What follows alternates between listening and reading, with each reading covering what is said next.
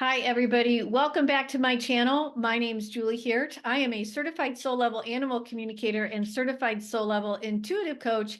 And today is February 1st, which means it's time for the February animal lessons.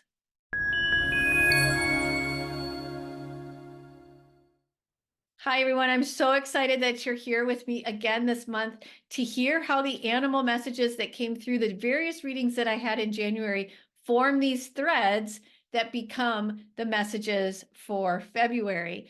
And if you remember last month, they were working with us. It's this overarching theme of helping us become whole. So instead of healing, there is a conversation right now happening about becoming whole. Instead of worrying about healing, let's look to become whole. And the animals, as you can see, Lucas is behind me.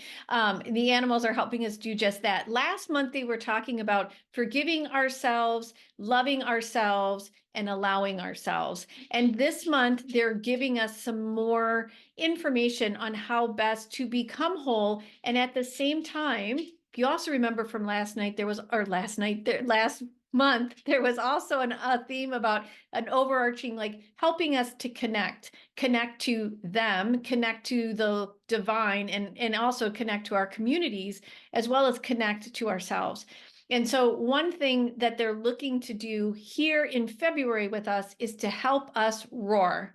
So we had just last week a full moon in Leo, which of course, Leo, sign of the lion, all of that. So there was momentum for that for many of us to help us roar. And that came through in several readings, the ability to let our light shine. We are being called right now to stand in love and let our light shine. And they want to help us do that. So when you watch your animal do certain things, like Lucas just coming out from, he usually lays at my feet until I actually get up. And the fact that he came out while we're having this conversation today, he's ready to let's get up. We got to go. We got to shine our light. We got to roar. Let's go. He's actually helping all of us as well. So and he's laughing right now. He's like, of course, I've always been helping. Of course, I know he has. So that's one thing. So roar and let your light shine.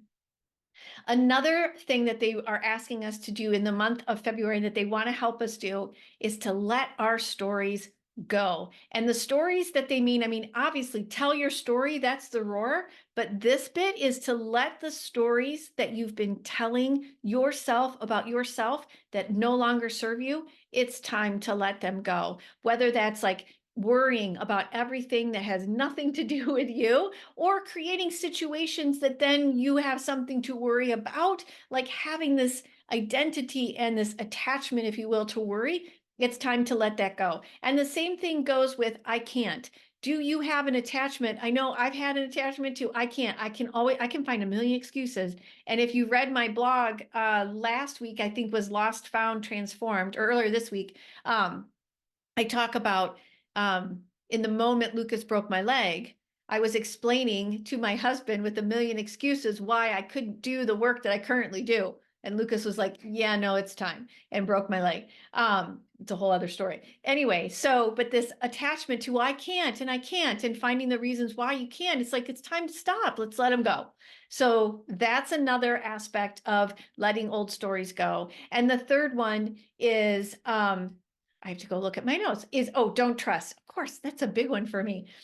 Don't trust. This idea of I don't feel safe if I trust, or I find ways not to trust. It's like we have to start trusting ourselves. We have to start trusting people around us in an effort to build community. We have to begin to trust that a larger thing is afoot, a larger power. And I'm looking up the universe, whatever you want to, the universe, the divine, God, however that relates to you. But there is something bigger at play here. And us being able to rise to that challenge helps move that forward.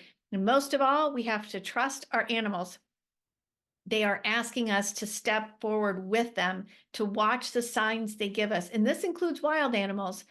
What does it mean when you suddenly see a ton of turkeys everywhere? What does that mean? They're trying to tell you something. What does it mean when you keep seeing a hawk fly over you every single day at pretty much the exact same time? same in numbers and whatnot too, but the animals are really stepping forward to ask you to trust them and work with them. So this is letting our old stories go. How can we let go of things that we continually tell ourselves that no longer serve us? And the last way that they really want to help us this month, moving forward and shining our light and roaring and letting those stories go, is they also want to help us balance.